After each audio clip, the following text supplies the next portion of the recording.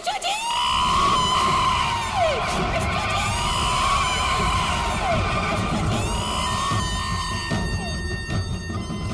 हमार बेटा कहाँ बा?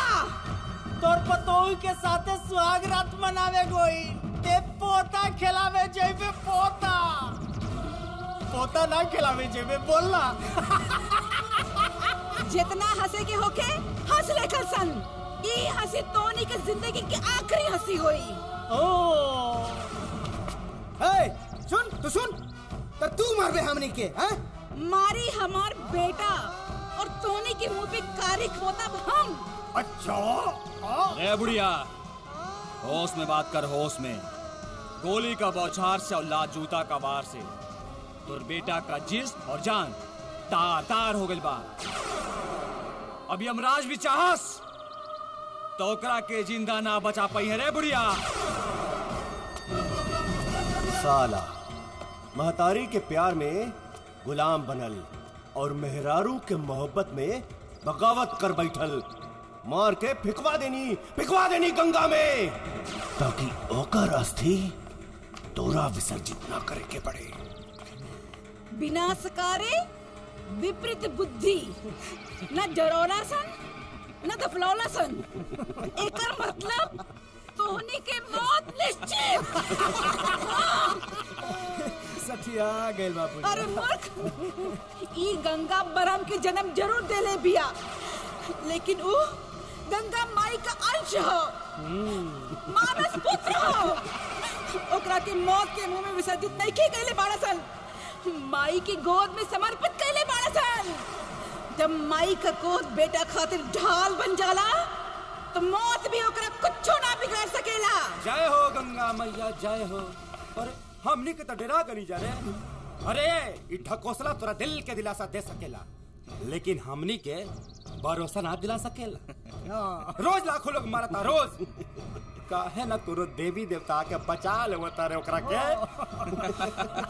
हमार बेटा लाखों में ना करोड़ों में एक बार वो जरूर आई और तोहनी के कलेजा पे मौत का मुहर लगाई। सपना मत देख बुढ़िया, सपना मत देख। ले पैसा उठा ले और जाके अपन बहू बेटा के क्रियाक्रम करे के तैयारी कर। नमक हराम ही सही, बाकी बहुत दिन तक तोर बेटा हमार गुलामी कैले बा।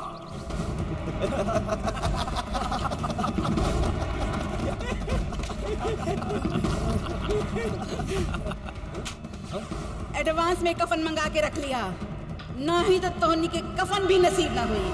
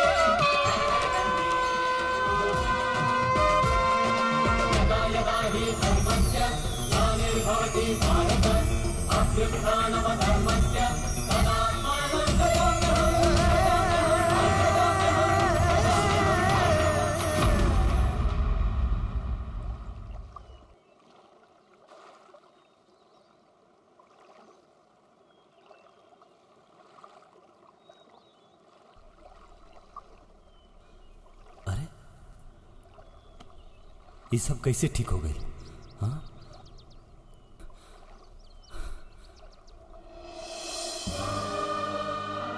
माई माई माई माई माई। बेटा, हाँ माई। बेटा, बेटा, हमार बरू, माई, हमार बेटा, माई, हमार लाल, हमार बेटा बेटा हमरा के पूरा विश्वास रहे ही गंगा माई तोहर रक्षा जरूर करी है। हाँ बेटा। हाँ माई।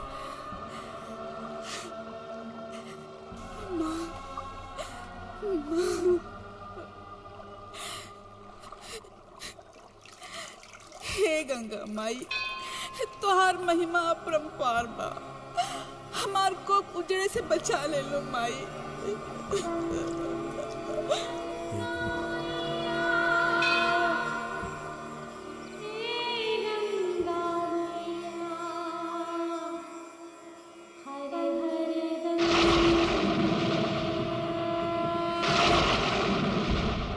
तोड़ दे गुलामी की जंजीर, तोड़ दे दिल में दहकते ज्वालामुखी के, तबाह कर दे बहू के हत्यारन के, कसम हमरा दूध के जो तोरे रग रग में लहू बन के दौड़ रहल बा। दिखा दे दुनिया के बेटा जब जरेला माई के दूध तो बेटा बन जाला मारो मारो मारो मारो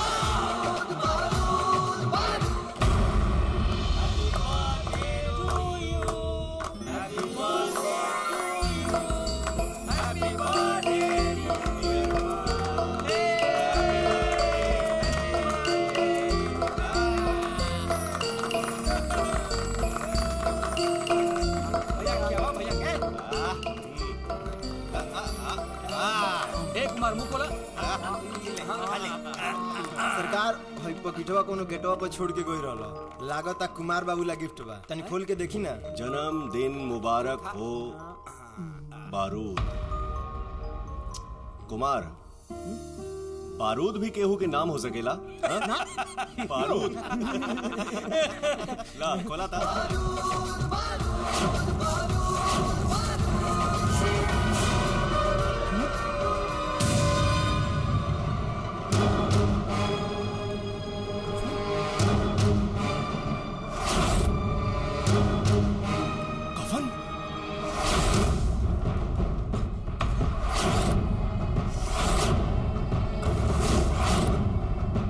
मुरारी, पता लगाओ कवनी गुस्ताखी कैले बा। साले के कुर्ता निकाल के कुमार के गिफ्ट दे, पता लगाओ। जी ना जौन भी गुस्ताखी कैले बा सरवा ओकरा के इहे कफन ओढ़ाए। सरकार रउआ तनको चिंता मत करी, कुमार साहब के जन्मदिन के जश्न मनाई रउआ, बाकी हमरा पर छोड़ दी। भैया कुमार कहाँ गए? कुमार कहाँ गया? कुमार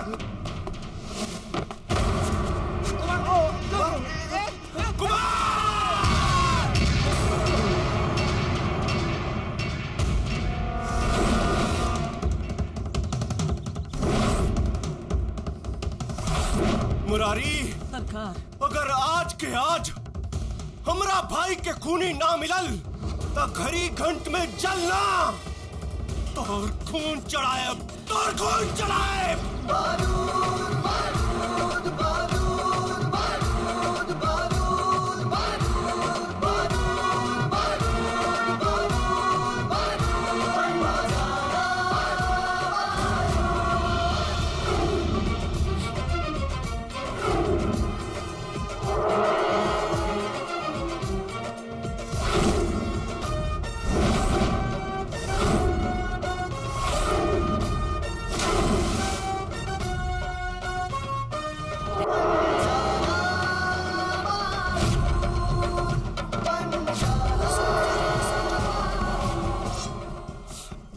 ई हुए कफन हनु जौन काल हम तोहफा में भेजले रहनी। भैया भैया ये हरामजादा कुमार के मरला सो। नीचे नीचे बेटा, ऐसन गलती भूल के भी मत करी है। हमरा बाडी में इतना बारूद भरल बाकी ते 6 गोली चलेबे और यहाँ सबके 676 टुकड़ा हो जाई।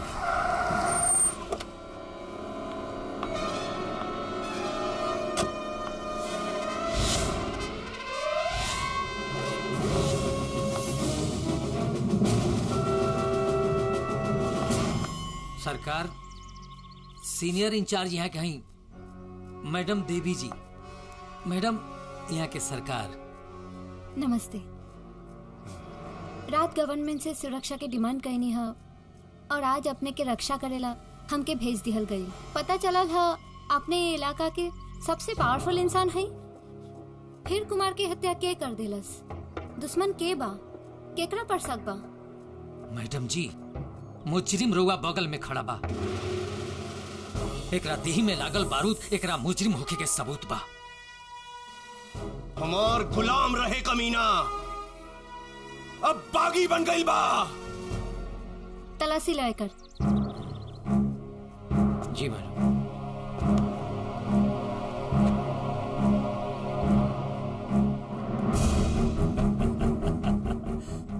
सबूत तोर बाप के बाप भी ढूंढी तबो ना मिली।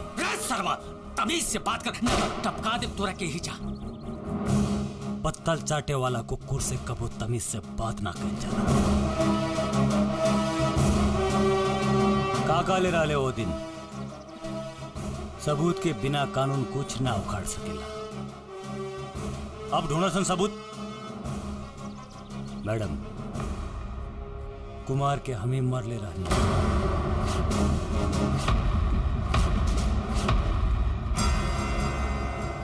सबूत मिल जाई तक गिरफ्तार करे आ जाई। राम राम नाही, राम नाम सत्य है।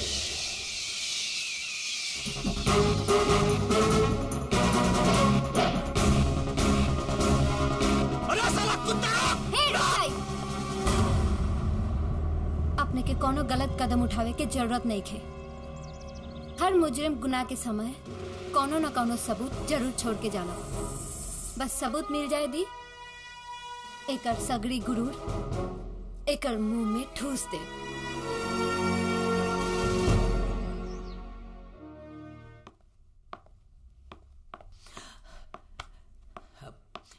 मैडम जी हमरा के बुलाओनी है। मुरारी कुछ महीना पहले ए थाना में एगो इंस्पेक्टर सत्य प्रकाश सिंह के मार दिहल गयल रहे। का तू बता सकेला मारे वाला कौन रहे? ससुरी गड़ल मुर्दा काहे उखाड़त दिया?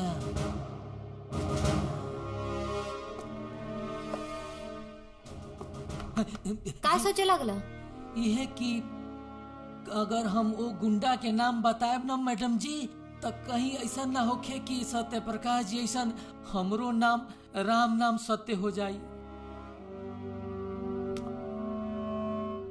कायरता के कारतूस मत चलावा। पुलिस वाला से बड़ गुंडा केहू नहीं खे। ओकर नाम बतावा। बरहम मैडम जी ए एरिया में जितना क्राइम होला ना मैडम जी सरवा उहे करेला। आ सबूत के अभाव में हाथी नियर सीना तान के आजाद घूमता। जब ई घोड़ा चली तो ओकर छाती लोहार के भाती नियन पचक जाई।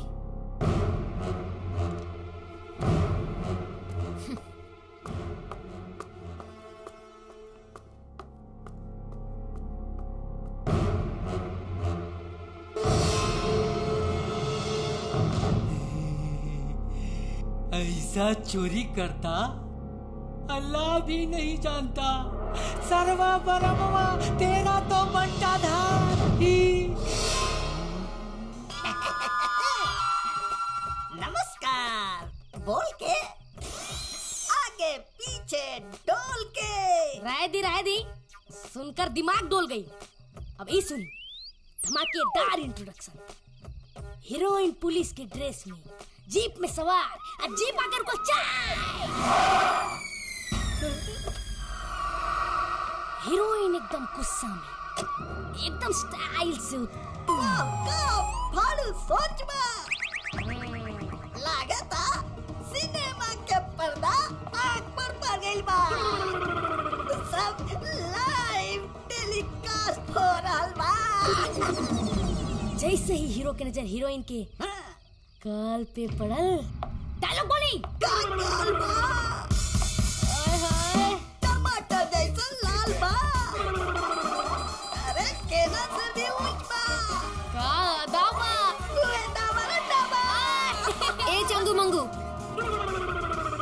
के घर इहे हा? हाँ ये हो।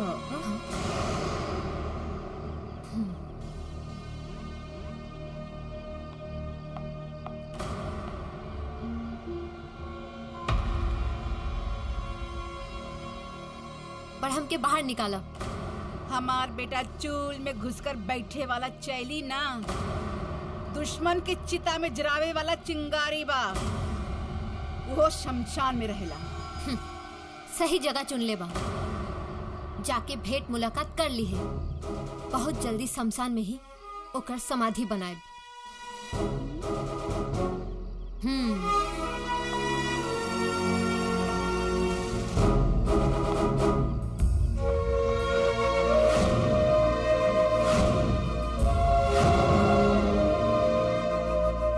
हमके त्रिशंकु नियन बीच में अटका के आ तू लोग हमरा ऑफिस में मौज मस्ती करत रहा लोग।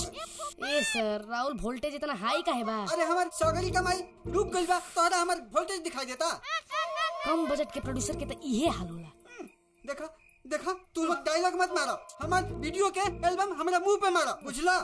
सर अभी एगो गाना के शूटिंग बाकी बा। अरे अरे तू लोग एल्बम बनाओ तोरा कि मुगले आजम बनाओ तोरा? अरे सर चिंता मत करी, हाथी निकल गइल बिया, पूंछ अटकल बा। अरे उल्लू के पट्टा, ई पूछन के चक्कर में वो म्यूजिक कंपनी के मालिक हमार बार नोच ली बार। अरे हमार कंटेक्ट टूट जाई, हमार रुटिया डूब जाई। अगर 2 दिन में तू दोनों जने शूटिंग करके हमारे एल्बम ना दिला तो हम तू लोगों पर कार्रवाई करब, कानूनी केस कर दे, याद रखिया। सर के धमकी के धमाका तो बड़ खतरनाक लगता। का करी इनकर एल्बम के, कहाँ से लाई हीरोइन?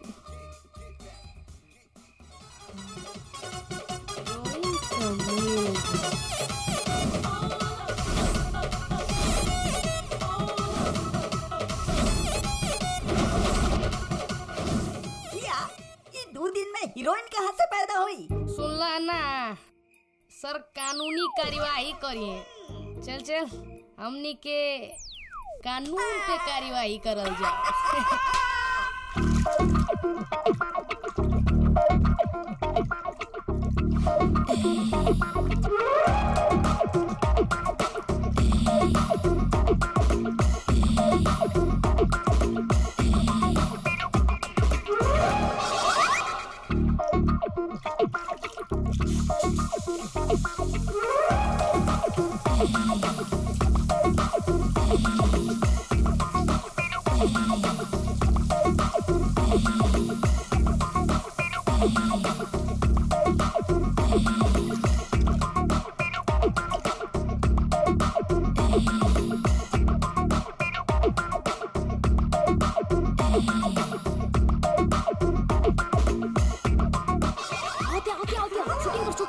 शूटिंग कर।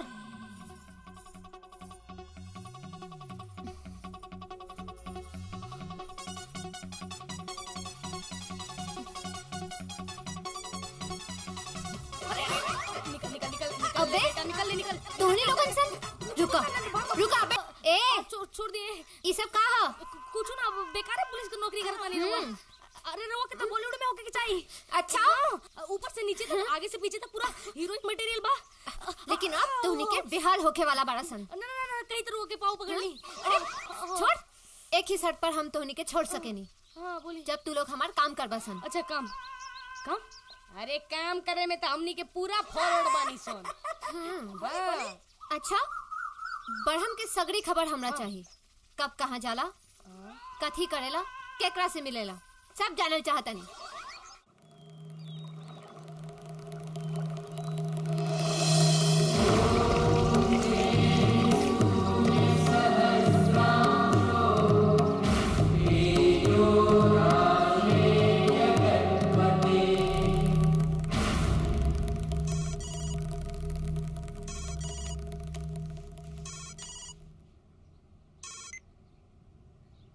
हेलो, बारो बारो बारो बारो बारो बारो बारो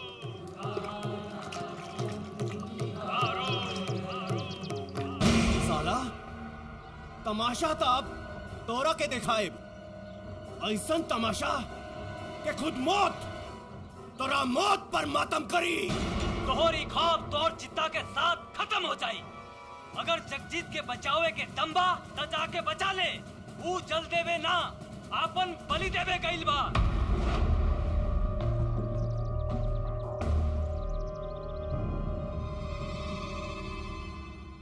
घड़ी घंट में ऐसन बारूद भरले वानी कि वो हमें पानी पड़ते ही राम नाम सत्य हो जाई।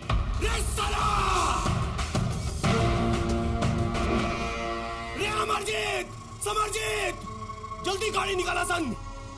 जगजीत के जान खतरा में बा।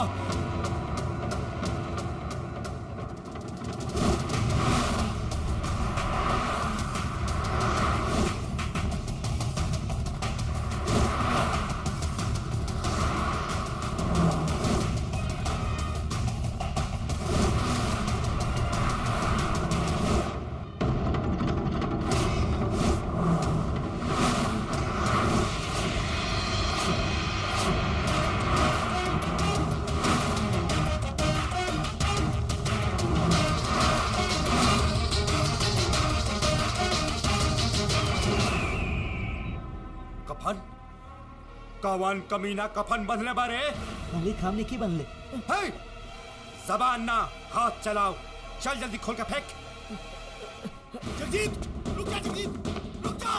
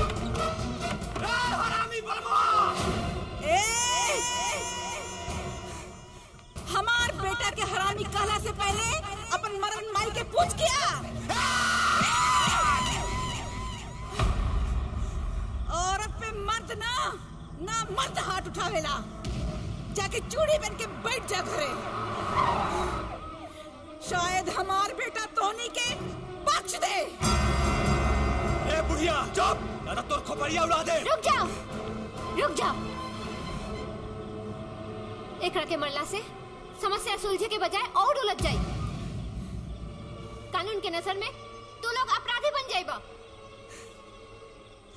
वाह रे कानून की देवी, 900 चूहे खाए वाला बिलार के देवता समझ के लिलार टेकतारू। रे जहर मत उगल। कानून के नजर से माई बेटा बच ना पाई बसन। बुढ़िया हमनी का करतूत देवी से बता दे, ओकरा से पहले हमनी के यहाँ से निकल ले उचित बा। चले।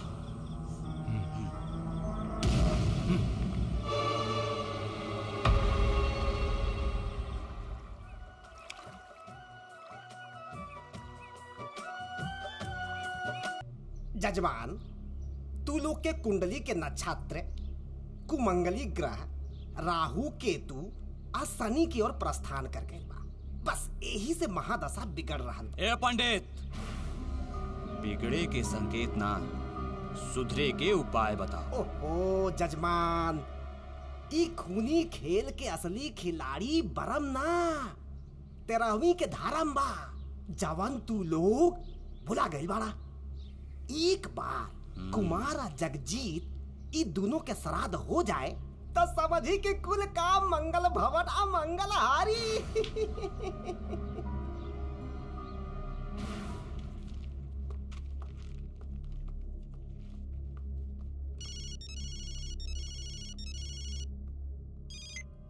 हेलो मैडम जी, ब्रह्मा फोन पे धमकी दे लेबा कि वो श्राद्ध ना होके दी।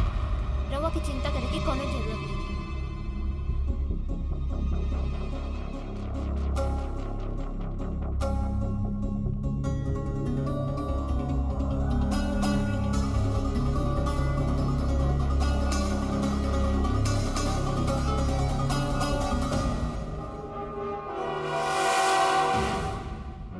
जब तक हम फोन ना करब, श्राद्ध करे खातिर घर से ना निकले। ठीक बा, अरे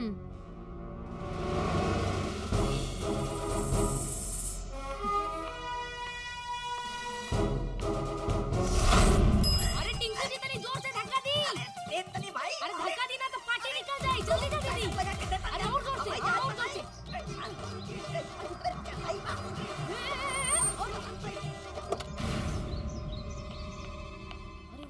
नमस्कार नमस्कार, बहुत खुशी भइल रुआ से मिल के। बहुत ठीक बा, चलत। पुलिस के धोखा दे बसन तब मार के चोखा बना दे। का समझौता भइल रहे हमनी के बीच? हाँ, समझौता मन नहीं खे परत। मन पर गइल, मन पर गइल।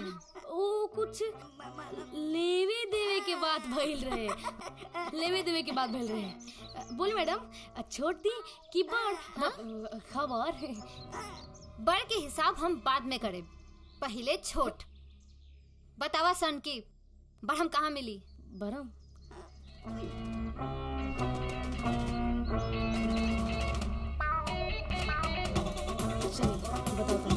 चला जल्दी।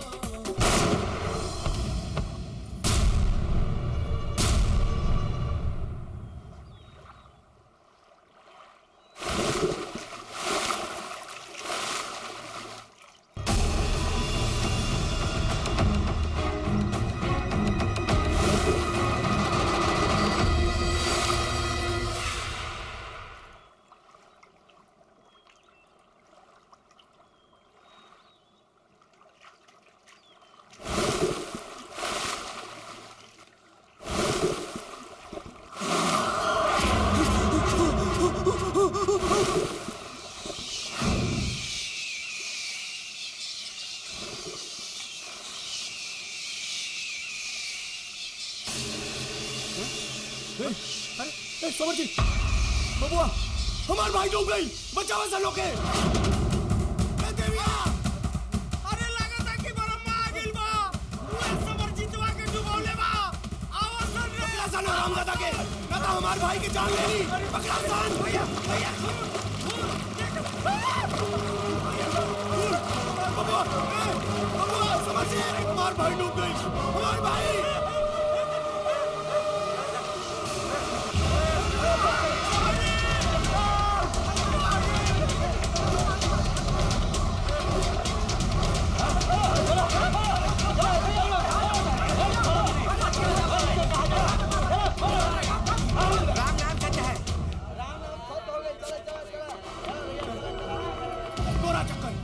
चक्कर में पड़ के अपन भाई के जान गवा देनी। मार देलस वो हरामजादा। हमला समर जीत के। विश्वास करी। का विश्वास करी? विश्वास करी। बड़हम के गोली मार के लॉक करके आयल बानी। यकीन ना होके तो चल के देख ली। चली। चल।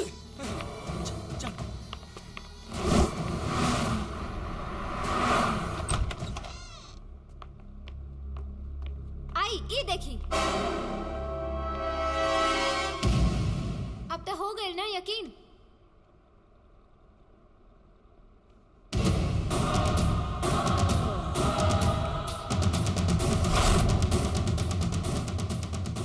आज पहले भी सुकून की नींद सुतल रहनी। सुतावे खातिर धन्यवाद मैडम। मैडम जी, गोली से मरले रहलू की फूल से?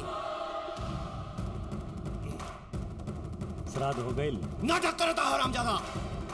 एकरा सिवा हमरा भाई के कौनो मारी न सकेला। 100% ये मरले बा हमार भाई समर जीत के। ये अरे अरे अरे हम ही मार ले बानी, हम ही मार ले बानी, हम ही मार ले बानी। अरे तोहनी के पास सबूत का बा है? मैडम, कानून से भी लम्हा रहा। जब सबूत मिल जाए तब गिरफ्तार करे आती है। राम नाम सत्य सत्य।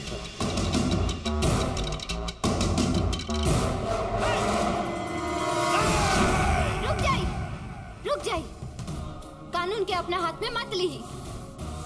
बड़हम के सिर पर मौत मंडरा रहल बा। बहुत बुरा मौत मरी कमीना। चला। एकरा के तो हम जिंदा ना छोड़ब, पता ना कैसे बच गई।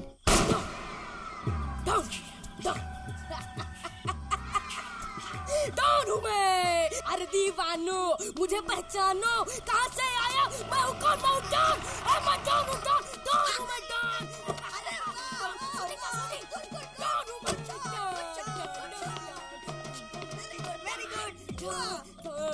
अरे डॉन हूँ मैं, रे देर फुटिया, जिया के हिस्टेरिया के दौरा पड़ल बका। मैडम जी कहा कि यहाँ शूटिंग होता, शूटिंग। बस प्लीज एक शॉट दे देना, एक शॉट दे देना मैडम। 36 देश के पुलिस और 32 देश के गुंडा लोगन डॉन हमके ढूंढ रहल बा। गुजरात बंदूक निकाल बैठ। अरे मैडम दे दी शॉट पूरा हो जाई। हम बाहर हमार चमक चलो। ये भइलू बात अपन असली गन। क्या बात है मैडम? बंदूक बहकावे के और लौटावे के हमनी के स्टाइल कैसा लागल? You rascal!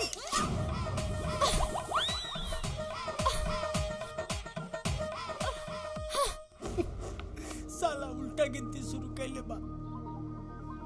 पहले कुमार के मरलस, फिर जगजीत के, और फिर समरजीत के। अब की बार हमरे बारी बाए भैया। ए भैया, हम मरे के नहीं के चाहते हैं भैया, हमरा के बचा ले बबुआ, अमरजीत भैया। हम बानी नू पगला मत, कहीं नहीं के जाएगा तोरा, कहीं नहीं के जाएगा। बबुआ बस, बबुआ बस।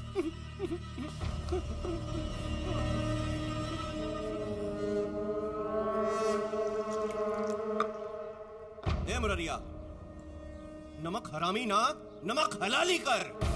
ये बताओ देविया हमनी के बचावतिया या बरम के? बरम के।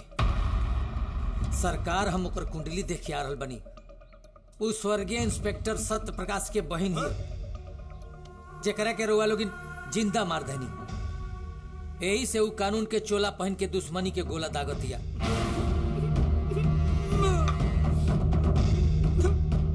भैया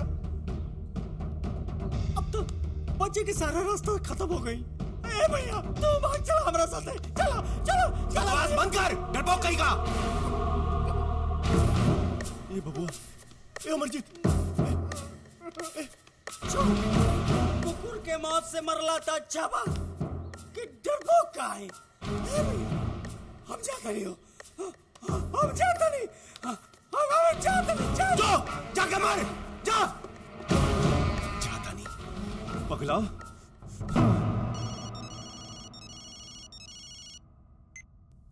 हेलो,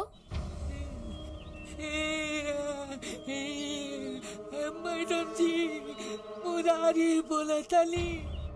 मैडम जी बड़ा मामा विश्वजीत के अमरजीत के किडनैप कर ले बा मैडम जी।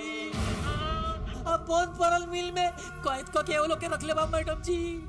मैडम जी ना हम रुआ के सत्य प्रकाश जी के हत्या के बारे में बताई थी, और ना उस सरवा हमारा जान के दुश्मन बनी थी। मैडम जी अमरजीत अब विश्वजीत के छोड़े खातिर वो हमारा के डिमांड पर मांगता। मैडम जी हमरा के बचा ली, हमरा मुंह से बड़ा डर लगता। मैडम जी हमार जान भले जाई, लेकिन वर्दी के सान ना जाए देव। मुरारी हमारा हलवानी।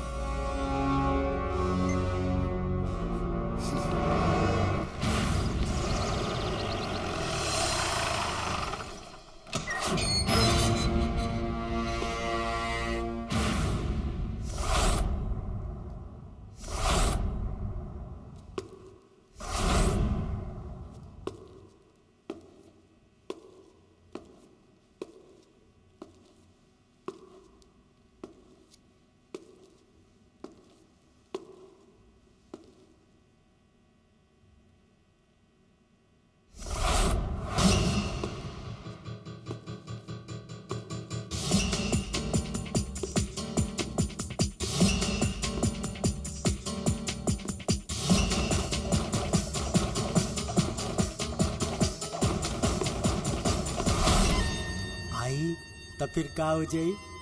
धमाल धमाल।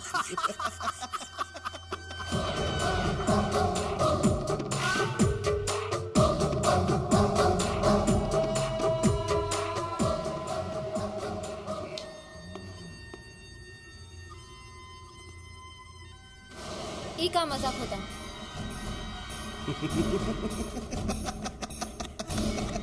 होत नहीं खे, अब हो। गलत फहमी में पाया लो। मुंह बंद रख। तोर असलियत सब पता चल गई बा। ए भैया, लोग ठीक है कहला के कानून के आंख अंधा होला। बुढ़बा जेकरा के बिस्तरा गरम करे के चाहत रहला, ओकरा के हई वर्दी पहना देले बड़न सन। कौनो बात ना अमरजीत, हमनी के उतार दिया जाई। वैसे भी ई हमनी के बचावे खातिर ना, हमरा बच्चा के माई बने खातिर यहाँ आइल बिया। जबान संभाल, नाटक कच्चा चबा जाए। ऐसे गर्मी तोर भाई दिखवले, मार देनी ओकरा के। बाकी तोरा में ढेर गर्मी बाटे, तोरा के मारे बना जियान करब। तुमने कुल हमरा भैया के मारला सन। अरे खाली इतने ना, स्वामीनाथ के कटले रहनी सन, तूफनिया के बेटी के भी, और तो और ब्रह्मुआ के मेरारू के उघार करके रगड़ले रहनी सन। ए इलाका में जितना भी खून, हत्या, बलात्कार, चोरी, डकैती सब हमार भैया के आदेश से होला, और हमार आदमी ये सब करलन सन। ई जो तहार कानून के कतरा मोट किताब बानू, ओकरा से मोट किताब हमार तुम के बाद तुम के।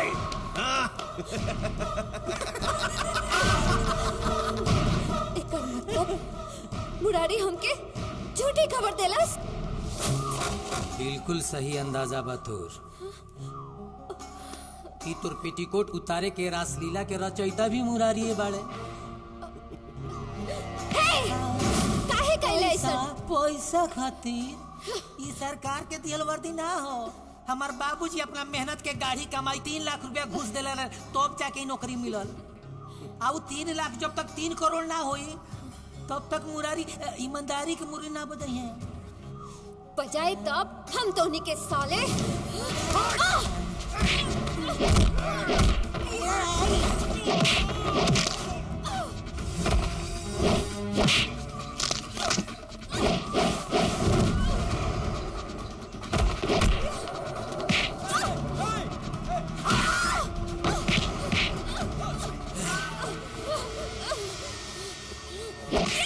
रे ठीक से पकड़ा सन ससुरी के।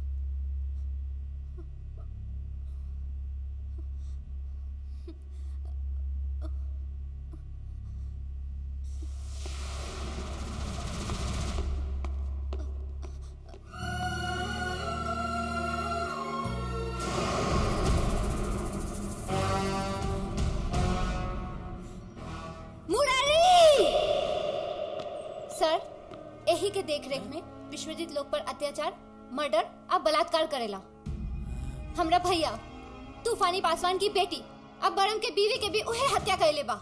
ए बात के प्रमाण विश्वजीत के इहे दलाल बा, जवन हमार दलाली करे में भी ना चुकल। सर ये सरासर झूठ बोल रही हैं सर। फर्ज के साथ गद्दारी हम नहीं करते हैं सर, बल्कि ये करती है। डिपार्टमेंट इनको सरकार और उनके भाई लोगों के हिफाजत के लिए लगाया था, फिर भी उनके तीनों भाई मारे गए और ये कुछ न कर सकी। सर वो कहा है कि असफलता की आग इनकी दिमाग को खा गया है, इसीलिए अनाप शनाप बक रही हैं। Just shut up, you rascal! Sir, suspend करके तरीपार कर दिए गद्दार के और विश्वजीत के गिरफ्तारी के वारंट जारी कर दी, ताकि हम वो अपराधी के फांसी के फंदा तक पहुंचा सकी। देवी, कानून भावना और जज्बात पर नहीं, सबूत पर विश्वास रखती है। आप सबूत पेश कीजिए। मुरारी का सस्पेंशन और विश्वजीत का वारंट इशू कर दिया जाएगा। है कोई सबूत? मिल जाए सर, बस कुछ दिन की मोहलत दे दी।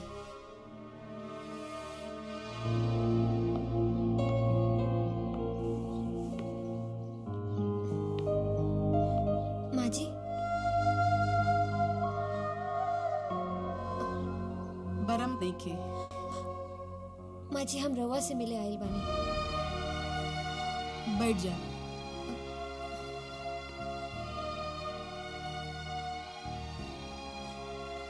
माँ जी, हमके विश्वजीत के बारे में सब सच्चाई पता चल गई। हम बरहम के बारे में सच्चाई जानल चाहता नहीं।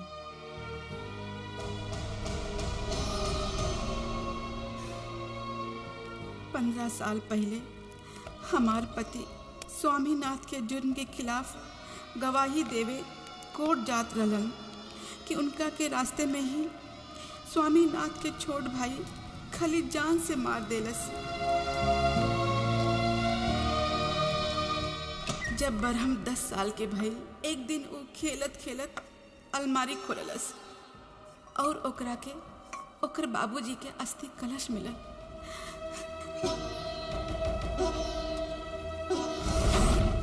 बुझाता पैसा एमे बा। अच्छा माई, तो पैसा एमे लो का के रखले बाड़ू? एमन तोरे बाबूजी का अस्थि बा। कसम खैले रही कि कातिल के सजा दिलाई, लेकिन हमार कसम पूरा ना भइल और न शायद कबो पूरा हुई। कसम जरूर पूरा होई माई, जबले खली सिंह के बलि ना चढ़ाई तबले अस्थि ना बहाई। बहुत बढ़िया, हर इलाका के बाहुबली यहाँ आइल बाड़न। हाँ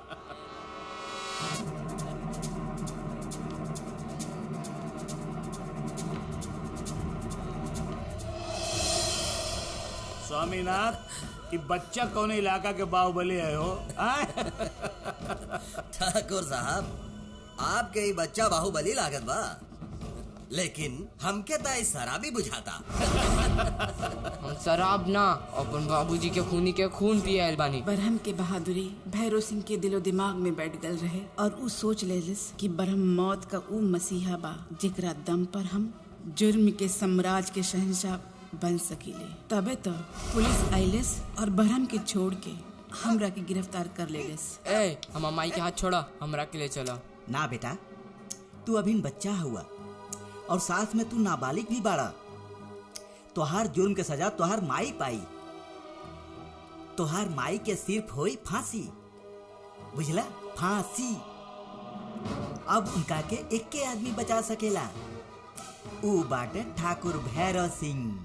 हम अपन माई के जरूर बचाई। ठाकुर साहब, हमरा माई के बचा ली। उठ उठ। घर द्वार खेत खलियान सब ले ली, लेकिन बस हमरा माई के बचा ली। माई के अलावा इस दुनिया में हमर केहू नहीं खे। अरे पागल, हमरे पास धन दौलत की कमी नहीं खे। बस एक शर्त पे तोहरे माई के बचा सकीला। अगर तू दक्षिण मुंह करके अपने माई के क्रिया खा, जिंदगी भर तू हमारे घरे के गुलामी करबा और अपना महतारी के छोड़ के हमारे घरे हवेली में रहबा।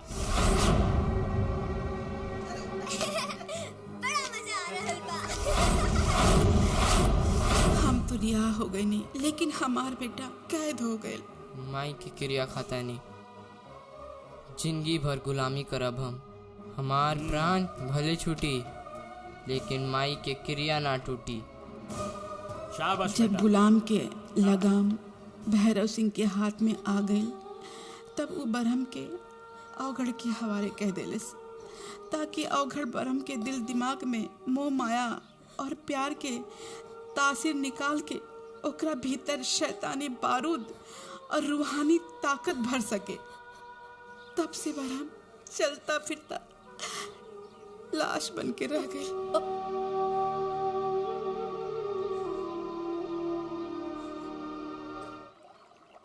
गंगा मैया के भक्ति से ही अपन घर की शक्ति बा और खुशी रउआ से बा।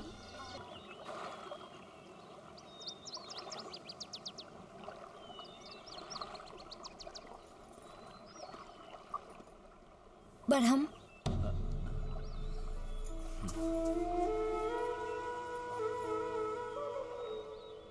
विश्वजीत सिर्फ तोहार ना, हमार भी दुश्मन बा। हमने के दुश्मन भले एक बा, लेकिन रास्ता अलग अलग बा। ना दुश्मन अलग बा, ना रास्ता, और ना ही तू हमरा से अलग बाड़ा। हाँ बरम, ई सच बा। हमरा दिल के अंगनाई में तोरा प्यार के परछाई पड़ चुकल बा। अपना आप के धोखा दे रहल बाड़ू। ई धोखा ना, हकीकत बा। वादा करतानी, दिव्या की कमी तो के कब्बो महसूस ना होके देब। बरहम, कोनो कीमत पर हम तोरा के खोल नहीं की चाहत। गुनाह के रास्ता छोड़ के सरकारी गवाह बन जा। ई नामुमकिन बा। देवी, अगर इस सन की बरहम के जुर्म कैला से बचावल चाहता रो, तो इनका दिल में प्यार जगा दो। जजमान, इस श्राद्ध के समापन ही उ बरमुआ के शमशान जाए के रास्ता बा। साले, दोबारा श्राद्ध के नाम ले बनू, ततार छाती में ना, साले मुंह में गोली मारे। साले, तोहर इस श्राद्ध के चक्कर में फंस के समरजीत के भी जान गवा देनी हंसल। अरे जजमान, ओही के अफसोस में हमरा के होश आइल बा अमरजीत बाबू। रात दिन सोच सोच के हम ही निचोड़ निकलले बानी कि बरमुआ के हुआ और से ना, खुद अपना आप पे से हारी।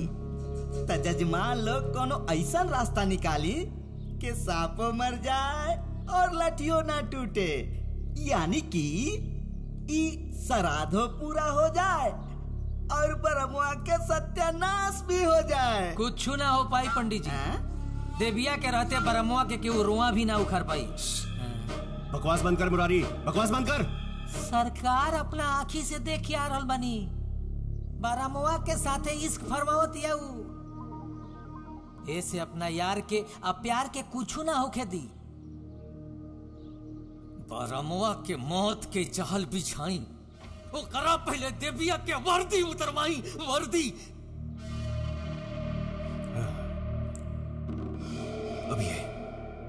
अभी ये साली के इंतजाम कर देता नहीं। अभी ये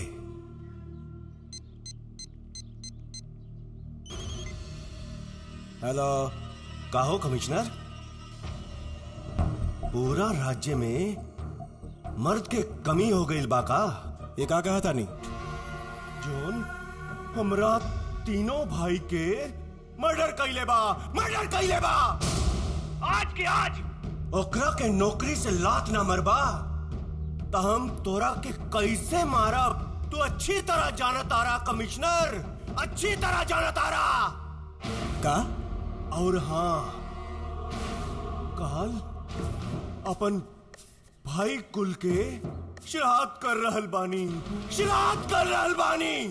और ऊ हरामजादा बरमुआ हमरा के मारे के धमकी दे ले बा, धमकी दे ले बा। पूरा पुलिस फोर्स चाहिए कमिश्नर, पूरा पुलिस फोर्स। ठीक बा, हम वहाँ फोर्स भेजवा दे। मुरारी सरकार, 3 लाख के 3 करोड़ बनावे के तौर समय आ गई।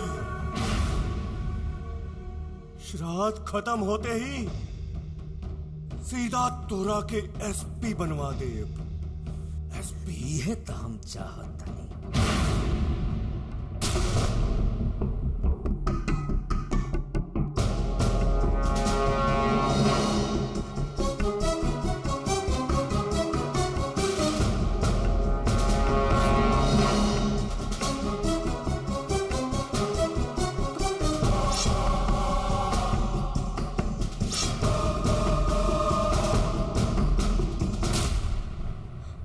तोरा ब्रह्मा के खेल खत्म।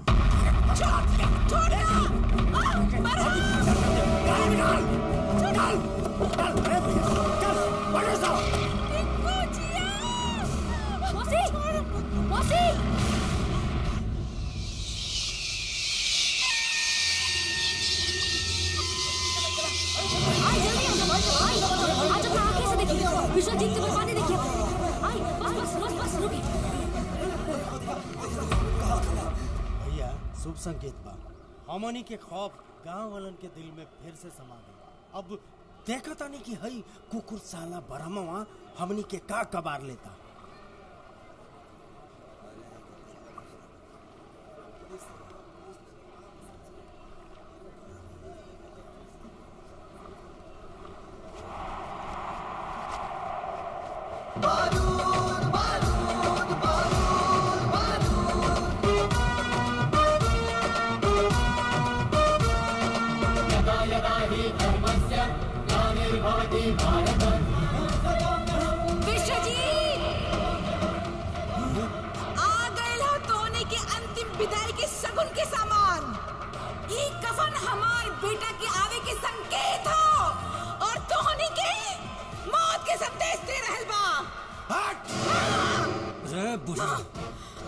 अपन मुंह बंद रख, न तो तोरा बेटा के जगह पर तोर बोटी बना दे, समझे?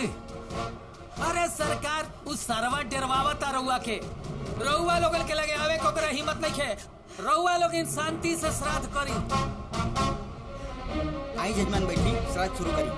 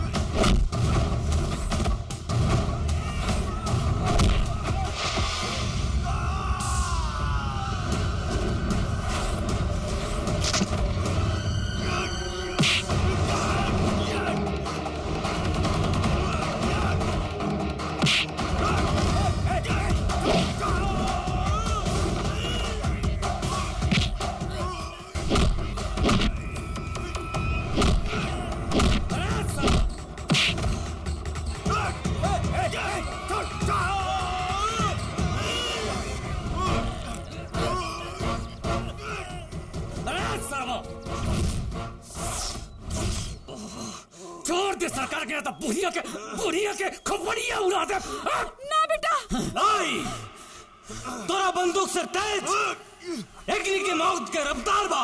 गोली चले से पहले एग्नि के जान मौत के झोली में समझ आई। फर्स्ट और लास्ट वार्निंग। छोड़ दे सरकार के नेता, बुढ़िया के दाग दे।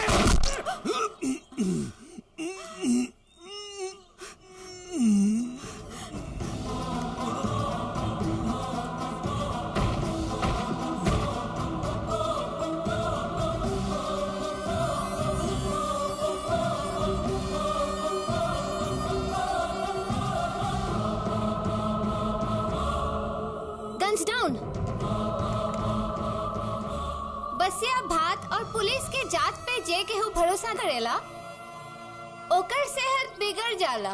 ते का जानत रहले कि हम सस्पेंड हो गए नी?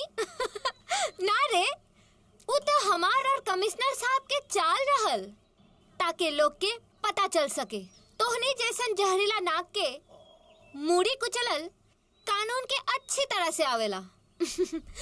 अरे तोर दलाल तो हलाल हो गइल, अब के बचाए तोहनी के? हाँ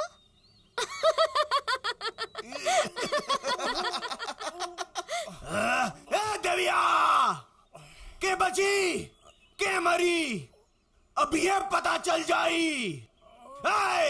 निकला सन रे बाहर और मार डाला सन, मार डाला सन।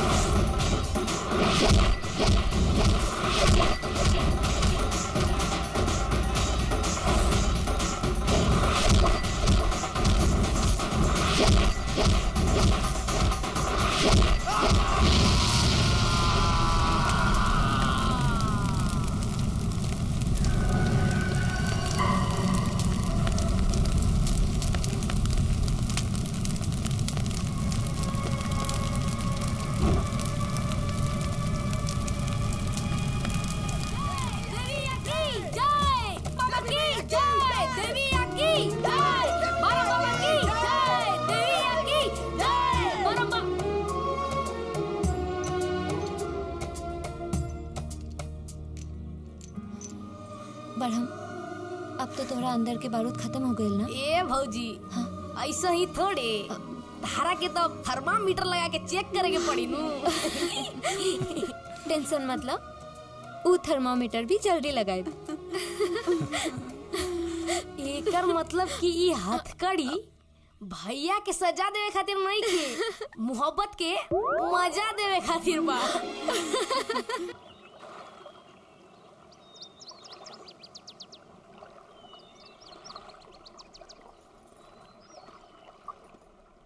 बढ़म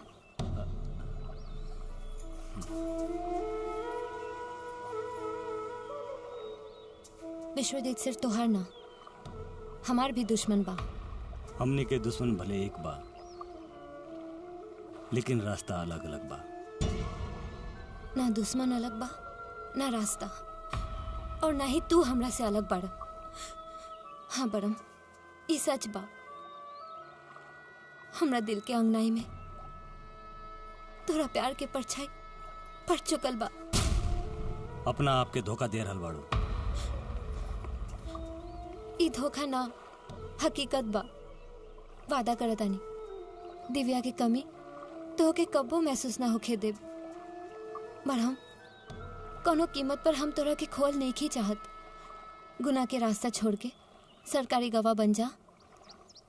ई नामुमकिन बा।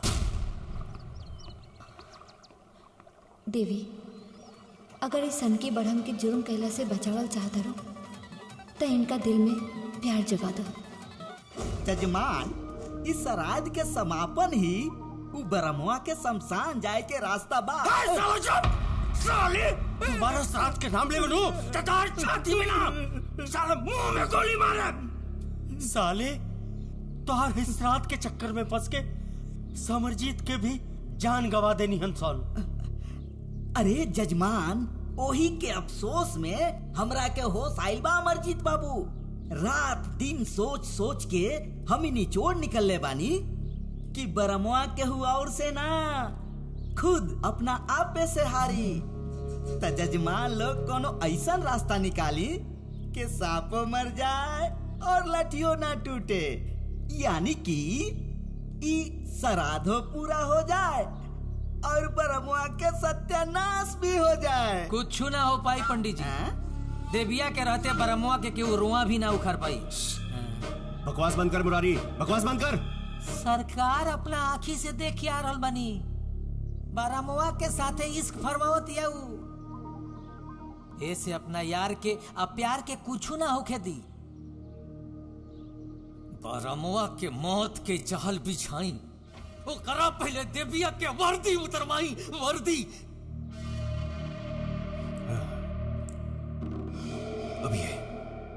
अभी ये साली के इंतजाम कर देता नहीं। अभी ये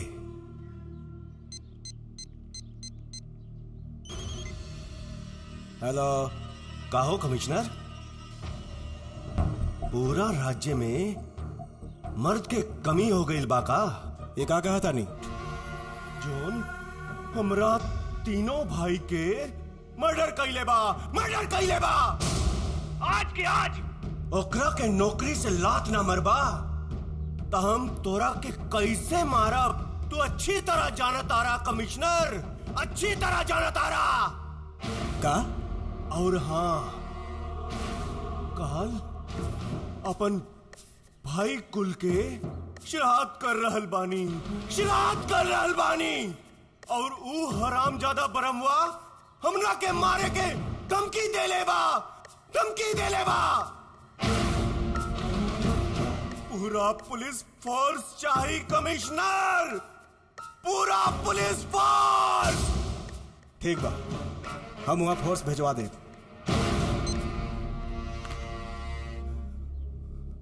मुरारी सरकार 3 लाख के 3 करोड़ बनावे के तौर समय आ गई। श्राद्ध खत्म होते ही सीधा तोरा के एसपी बनवा दे। एसपी ये तो हम चाहत नहीं।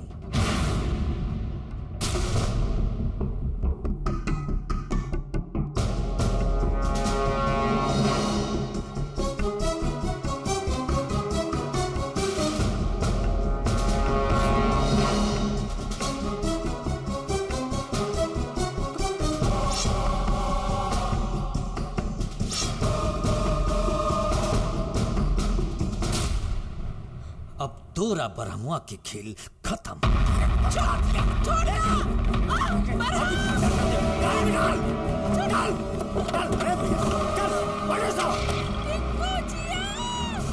मौसी! मौसी!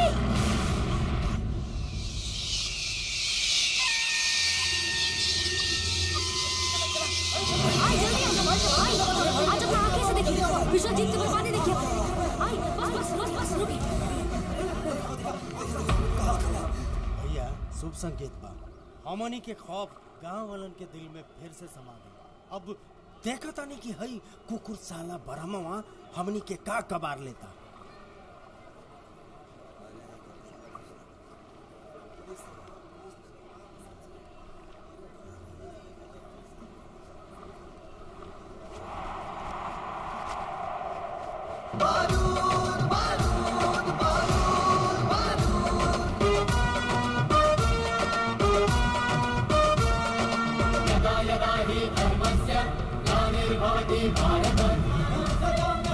विश्वजीत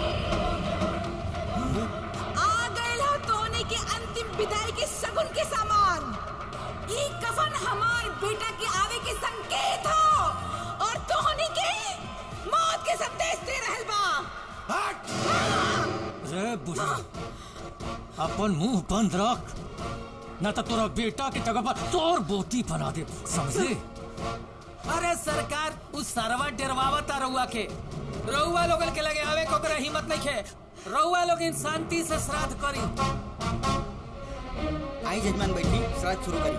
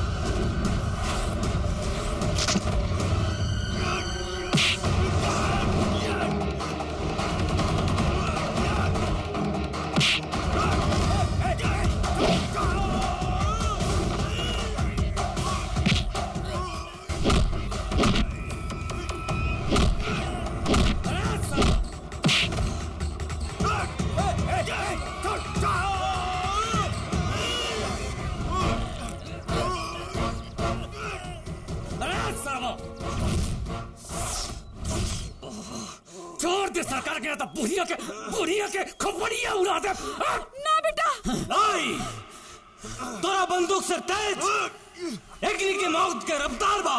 गोली चले से पहले एकनी के जान मौत के झोले में समझ आई। फर्स्ट और लास्ट वार्निंग, छोड़ दे सरकार के, तो बुढ़िया के दाग दे।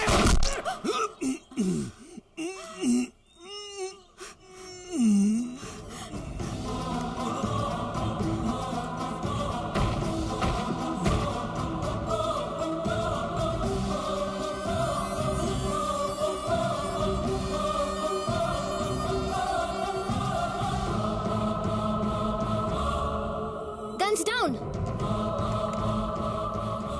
बसिया भात और पुलिस के जात पे जे केहू भरोसा करेला ओकर सेहत बिगड़ जाला। ते का जानत रहले कि हम सस्पेंड हो गए नी? ना रे, वो तो हमार और कमिश्नर साहब के चाल रहल ताकि लोग के पता चल सके। तोहनी जैसन जहरीला नाक के मूड़ी कुचलल कानून के अच्छी तरह से आवेला। अरे तोर दलाल तो हलाल हो गए, अब के बचाए तोहनी के? हाँ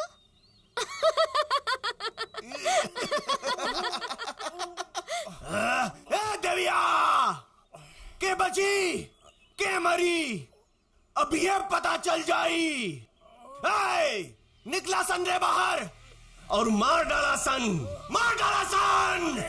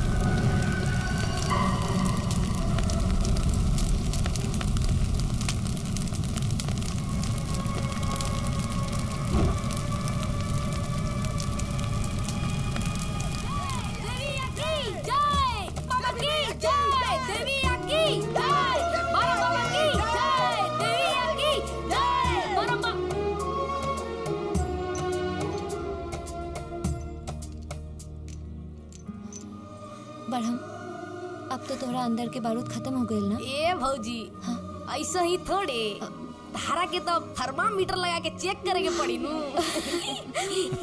टेंशन मतलब ऊ थर्मामीटर भी जल्दी लगाए। एकर मतलब कि ई हथकड़ी भैया के सजा देवे खातिर नहीं के, मोहब्बत के मजा देवे खातिर बा।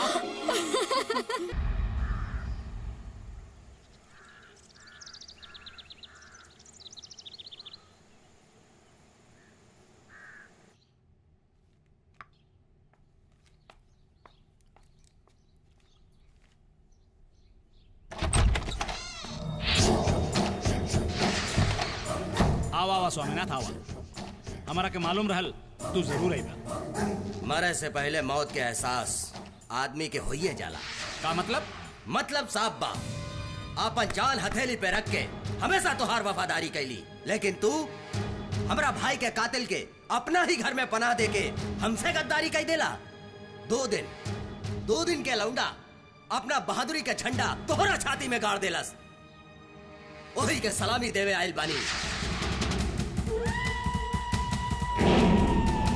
मरे खातिर तैयार हो जा।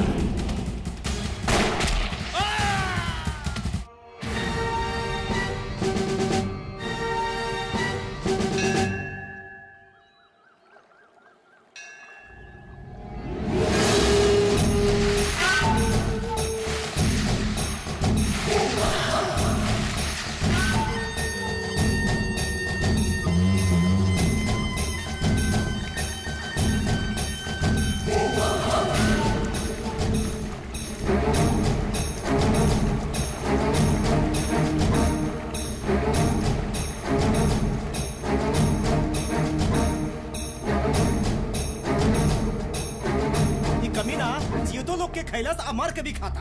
अरे भैया मौत के डर से इस सुअर के माथा में लोग आइल बना तो केहू ना आवत। साला दानव लोग के छाती पर दरिद्रता के दाल दरद गए और अपने जैसा ही दानव बेटन के पैदा करके चल गए।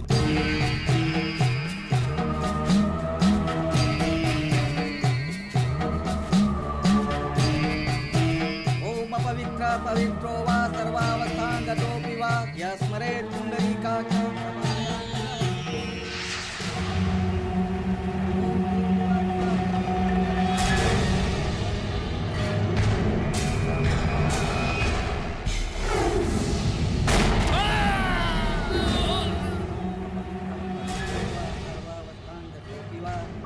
अंगुरी में बैठी ना, कलाई में चूरी पहिरला लोग। कुमार ई का बकवास करा तारा? बकवास ना, तू चारों के नामर्दी के एहसास दिला बतानी। 15 साल से तू लोग बाबूजी के साथ के नाम पे यहाँ आके मौका जैसे ठुमका लगा बता रहा। ठुमका कुमार हो सर्वा के नाती अभी तक उस साला अपना जिंदगी के धूनी रमा रहल बा। सरकार वो कुत्ता के पता चल गई बा, जन मालिक के जूता चाटे के बजाय करेजा काट ले रहे। हैली बात करी।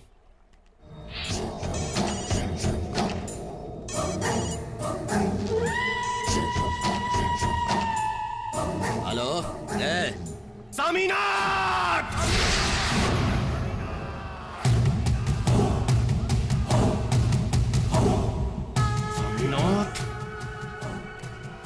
जहां हमार आवाज पहुंच सकेला वहां तोर मौत भी पहुंच सकेला।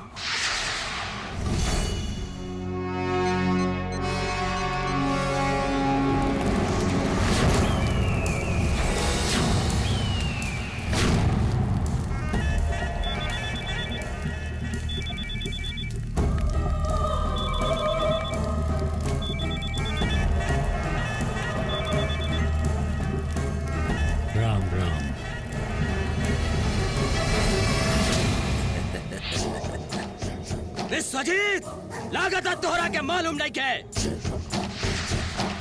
हमरा आस पास बम के बिछौना लागल बा।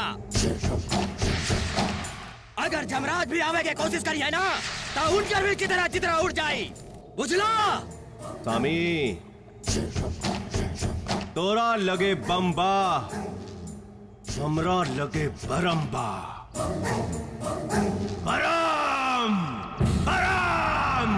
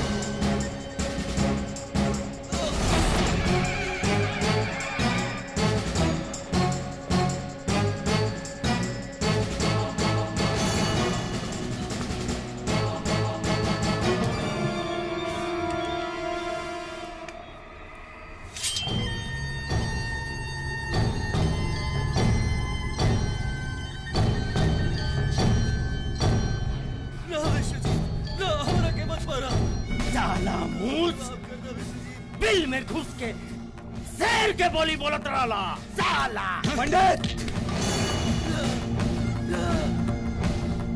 पूजा चालू कर।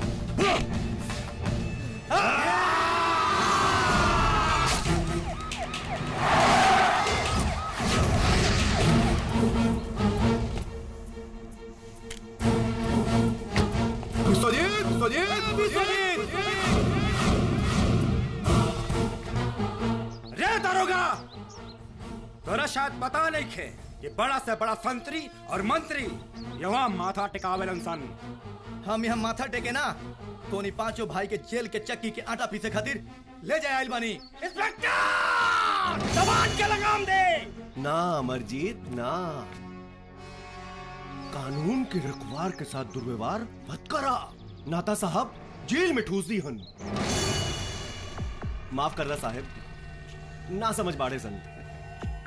का हम पूछ सके नी कवन गुनाह कैले बानी सन? कौन ऐसा गुनाह नहीं खे जोन तोहनी के नहीं खेल सकैले। काले सरेआम सामीनाथ के मर्डर कर देला लोग, और खैर हमरा हाथ कोनो सबूत न लागल। त इहाँ का घंटा हिलावे आयल बड़ा? ना रे, तोहनी के अत्याचार और आतंक से लोगन के मुक्ति दिवावे आयल बानी। ते आपन कीमत बोल। ए विश्वजीत, हमार नाम इंस्पेक्टर सत्य प्रकाश है और हम बिकाए वाला चीज ना है। जे बिकाला ना वो कटा जाला, कचरा में फेंका जाला। जा इंस्पेक्टर जा, रात होके से पहले घर पहुंच जाइबे तो अच्छा रही, काहे कि जमाना बहुत खराब बा। जा जा।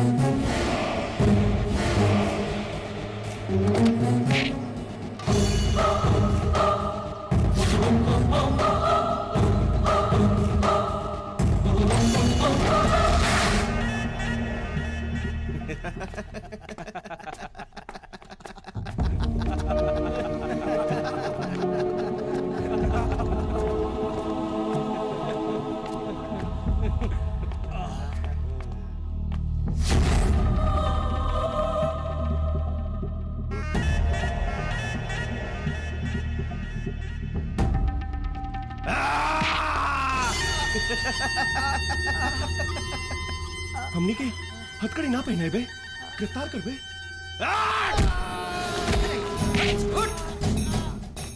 क्या रे, कुकुर के सरदार कौन है तू? साला मादरचोद! ओए, हथकड़ी पहने बे, हाय, जेल में चक्की पिसाई बे। जेल में तो तू।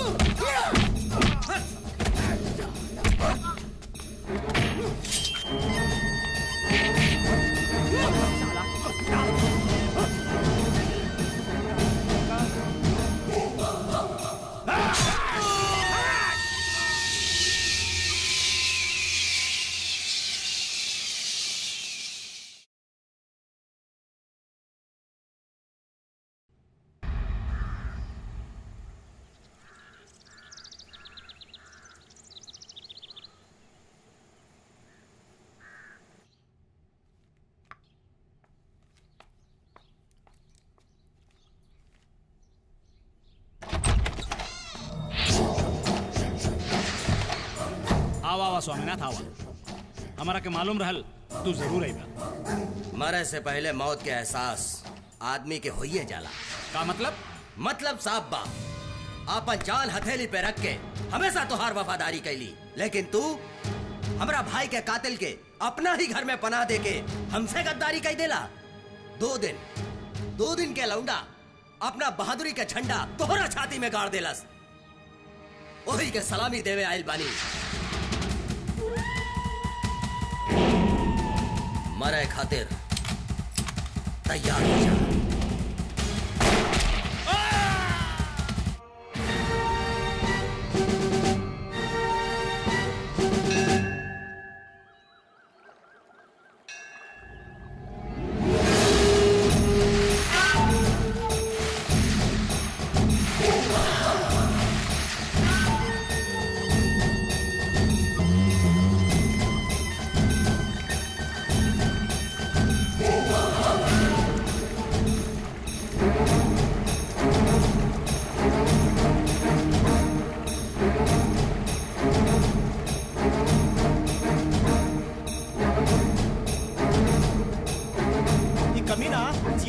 खैलस अमर के भी खाता। अरे भैया मौत के डर से इस सुअर के माथा में लोग आइल बना तो केहू ना आवत। साला दानव लोग के छाती पर दरिद्रता के दाल दरद गए और अपने जैसन ही दानव बेटन के पैदा करके चल गए।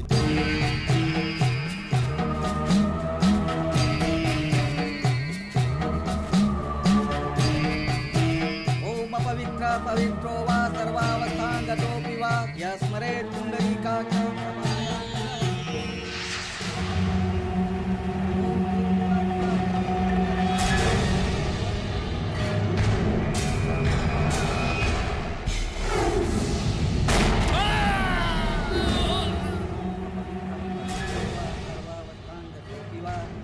अंगुरी में पैती ना, कलाई में चूरी पहिरला लोग। कुमार ई का बकवास करा तारा? बकवास ना, तू चारों के नामर्दी के एहसास दिलावतानी। 15 साल से तू लोग बाबूजी के साथ के नाम पे यहाँ आके मौका जैसे ठुमका लगा बता रहा। ठुमका कुमार हो सर्वा के नाती अभी तक उसाला अपना जिंदगी के धूनी रमा रहल बा। सरकार वो कुत्ता के पता चल गई बा, जन मालिक के जूता चाटे के बजाय करेजा काट ले रहे। हैली बात करी।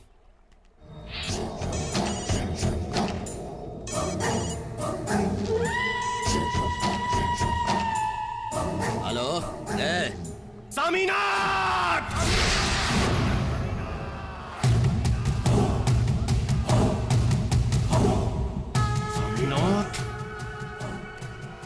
जहां हमार आवाज पहुंच सकेला वहां तोर मौत भी पहुंच सकेला।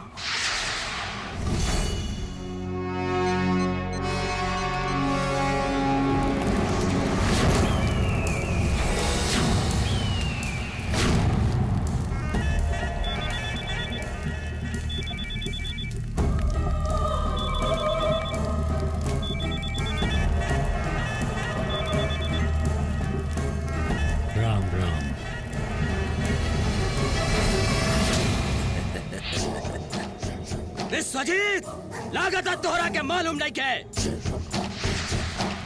हमरा आस पास बम के बिछौना लागल बा। अगर जमराज भी आवे के कोशिश करी है ना तो उनकर भी चितरा उड़ जाई, बुझला? सामी तोरा लगे बम्बा, हमरा लगे बरम्बा। बरम बरम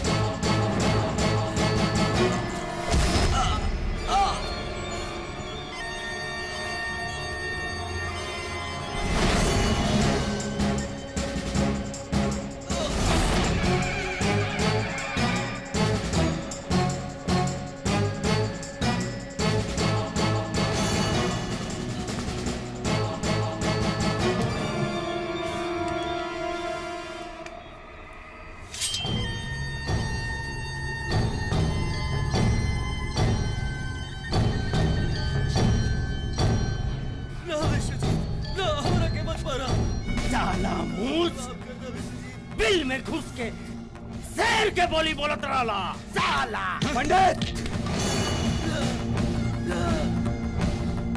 पूजा चालू कर।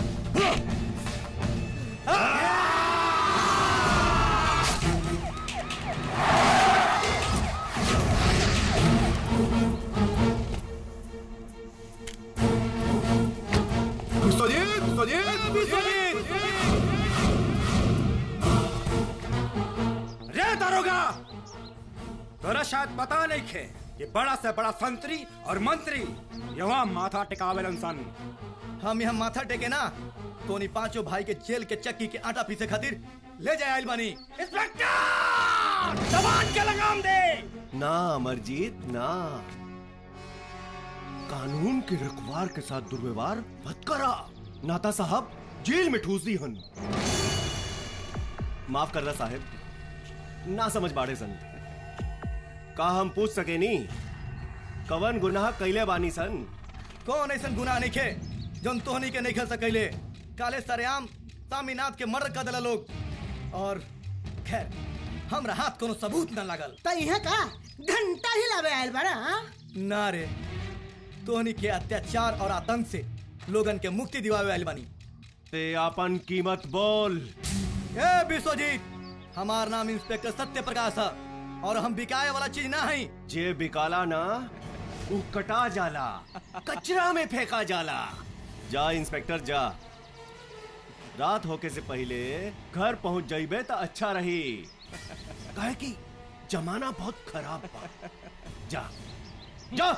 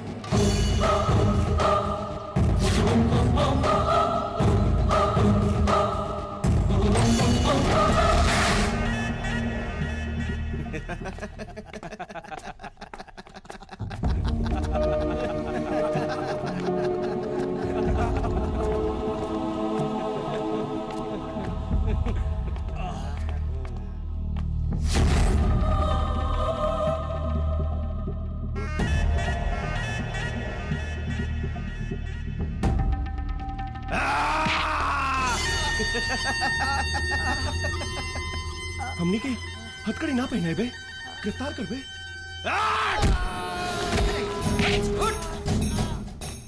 क्या रे, कुकुर के सरदार कौन है तू? साला मादरचोद! हथकड़ी पहने बे, जेल में चक्की पिसाई बे। जेल भेज तू।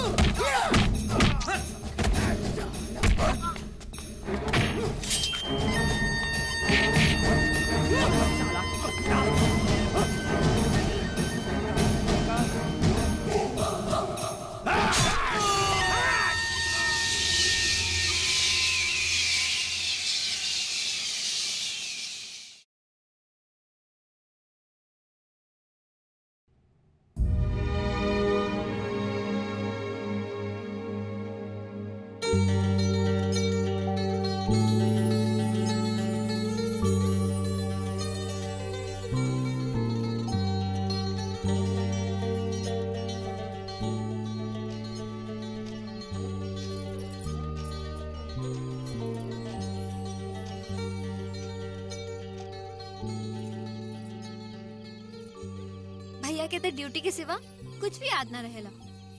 सुबह से इंतजार करत करत रात हो गई, लेकिन कोनो बात ना, हम भी उनकर बहिन है। बिना राखी बनले पानी तक ना पियब। हाँ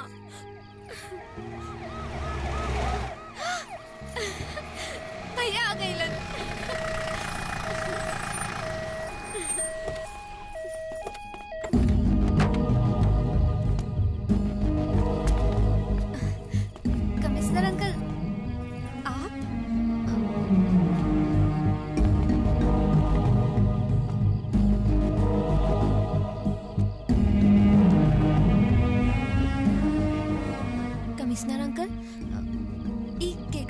हमार द्वार पर रखवा देनी। बेटी ये के हुआ और ना तुहार भैया सत्य प्रकाश हवन।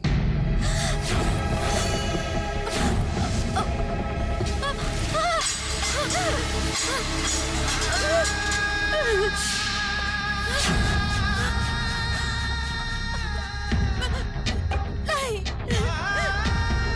ये झूठ बा। जीप एक्सीडेंट के दौरान दुर्घटना स्थल पर ही सत्य प्रकाश की मौत हो गई। ये ना हो सकेला। भैया के पास कार एक्सीडेंट में ना उनके हत्या कर गए बा। भैया।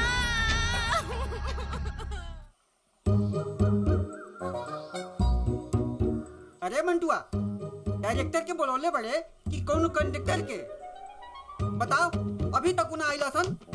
अरे साहब रउआ फिल्मी इतिहास नहीं पढ़ले का? कौनो हिट डायरेक्टर और हिट एक्टर टाइम पर आवेला का? सही कहले हा। वैसे का नाम बतौले रहले? के कर? अरे उहे डायरेक्टरवा के टिंकू जिया।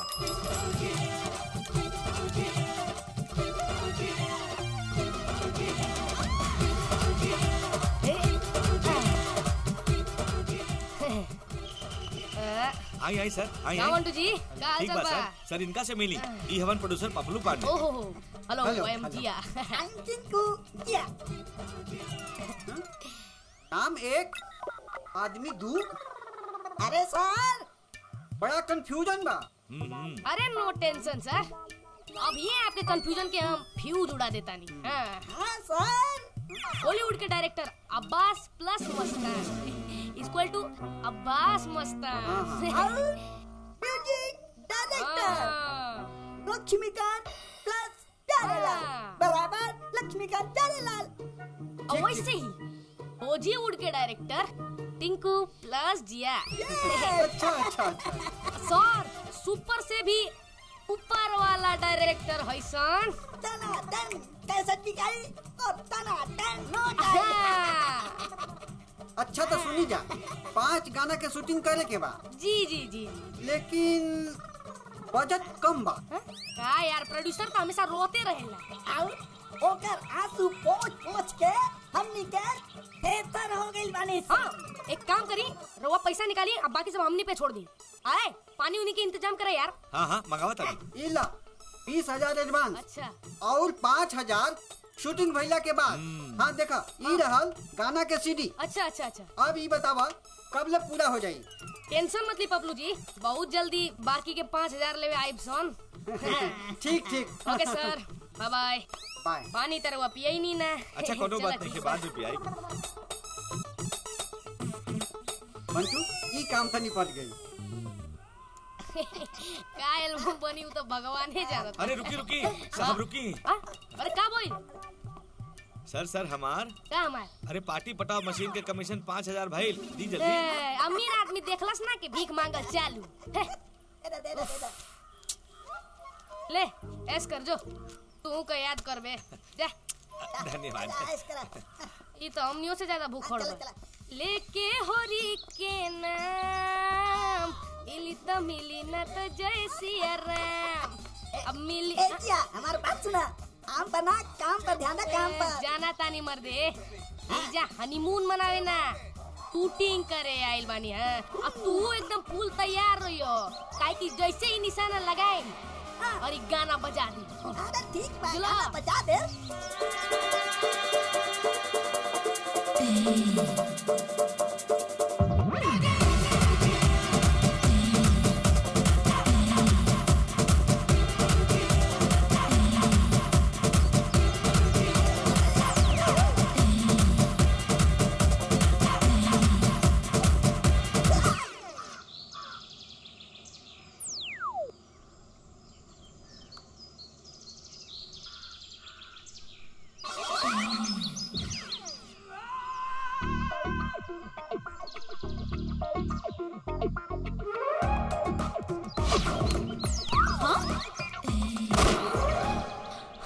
अरे कौन हरे मजौसा? तो इतना हिम्मत? रुक बताओ तानी, बच के कहाँ जाइबो?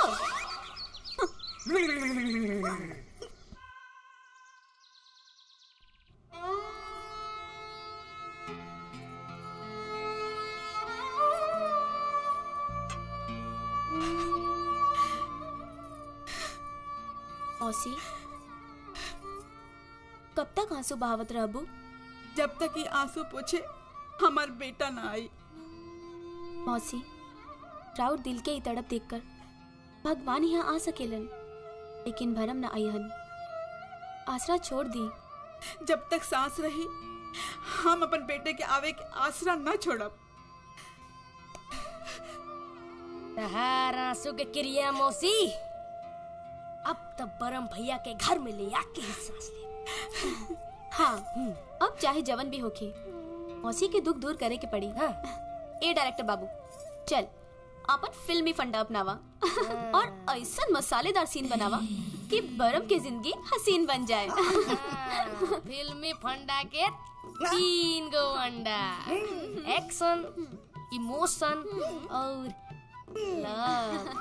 अरे पहले एक्शन के अंडा तो फोड़ा। ए मौसी हीरोइन तो तैयार बाड़ी, अब तू सुमुरत कर दो। का हो छम चलो कैसन रहे लव के फंडा? देख ली हसन, हमरा बॉडी के कनेक्शन धीरे धीरे लाहे लाहे उनके रिएक्शन जरूर करी। अब प्रेम पावर के सप्लाई तो तू हुमुच के करिए देले बाड़ू है। भैया के मर करी ता जरही के चाही। अरे टेंशन छोड़ डालो। अरे पानी में भीज के ही सही, पर तो तनी कील तो भाई। अरे मौसी सुनिया तक खुश हो गई।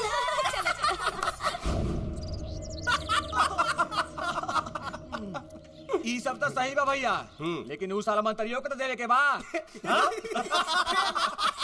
सरकार काहे सुकले संठ कंठ भेवतानी लोगिन खा खेल जा चटकदार चिकना आते नहीं के कौनो जुगाड़ होगा तो बताओ।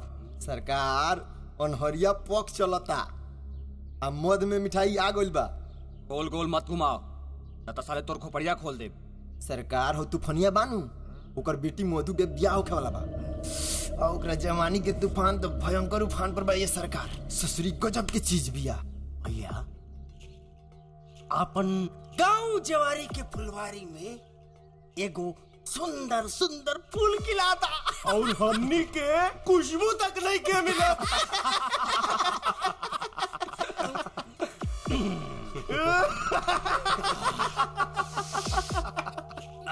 ए बरमुआ, ए बरमुआ,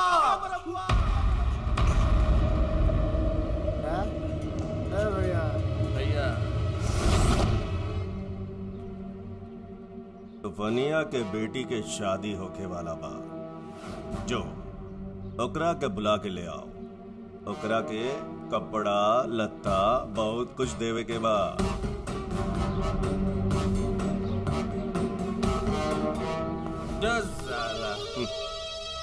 भैया अब चढ़ी शराब पर शबाब के सुनो। वाह भाई वाह।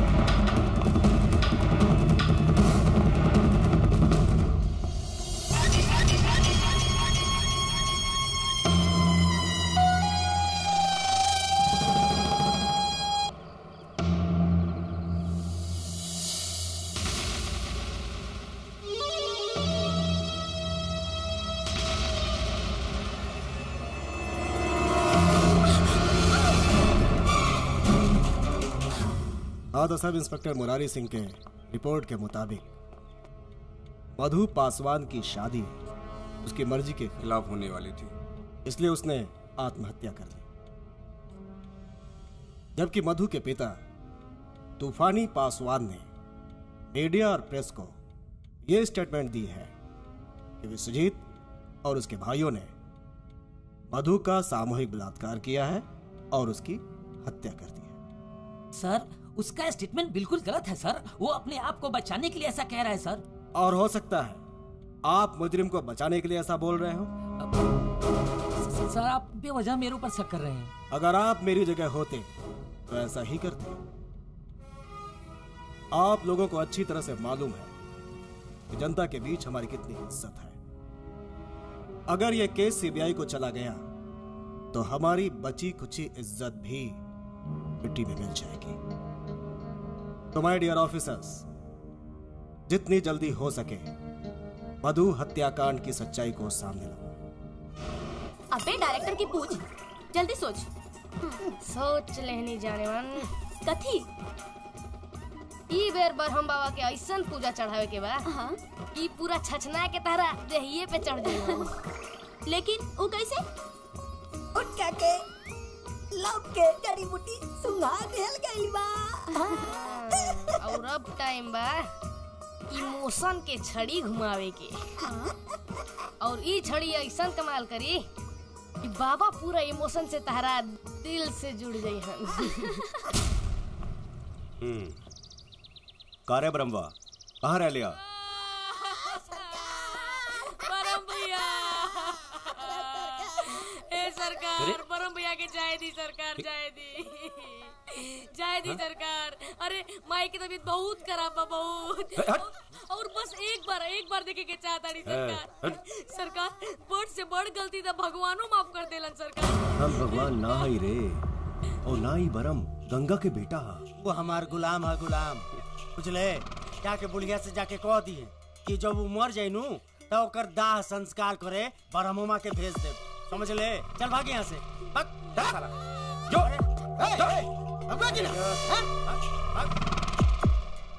ए बरम भैया, जौन माई के सलामती के खातिर तू ई लोग के गुलाम बनल बड़ा। आज उहे माई तहरा के देखे खातिर जिंदगी और मौत से लड़तिया।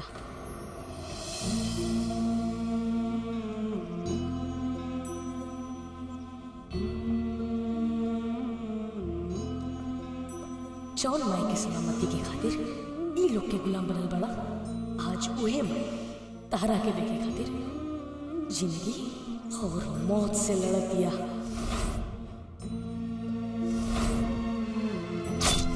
तोहार जुर्म के सजा तोहार माई पाई।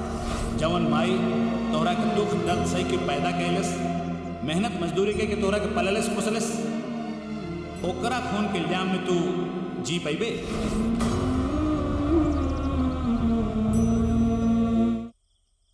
अच्छा मौसी, अब चलत तानी। बरहम के आवे के अब कौनो उम्मीद नहीं के। चल ए मौसी, हम जाल फेंकी और शिकार फंसी ना। अरे बरम भैया, अरे जल्दी पानी ले तोले जल्दी। जोर से रोए। मौसी, आँख तक खोले मौसी। एक ना एक दिन बरहम जरूर आई है। उठी मौसी, उठी। ए भगवान, क्या हो गई? परम भैया जरूर आई है मौसी। आई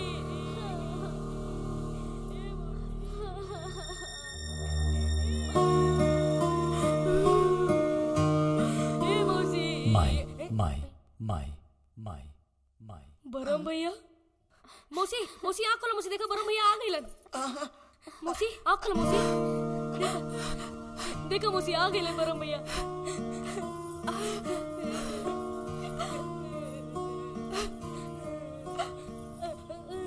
मारलाल, अब हम चैन से मर सकीले, लेकिन मरे से पहले बेटा हम तोहरा से कुछ बोलल चाहता नहीं। खानदान का ऊ चिराग देखे चाहता नहीं जौन अपन घर आंगन के उजियार कर सके। बेटा इ तब्बे होई ना जब तो ब्याह करे खातिर हाँ करबा। ब्याह? हाँ बेटा, तोरा अंश से अपन वंश का बढ़ोतरी हुई।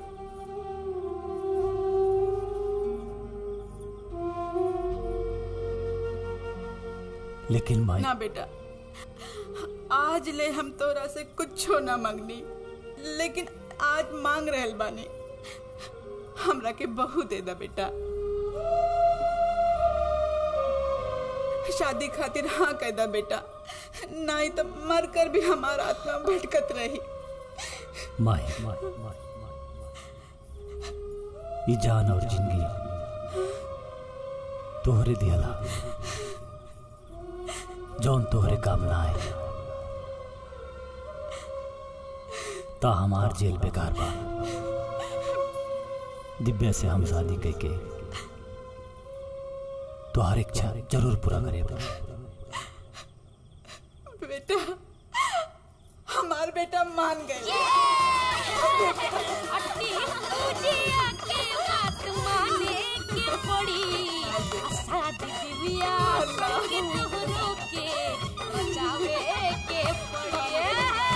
अरे हौसला हो, अरे हौसला।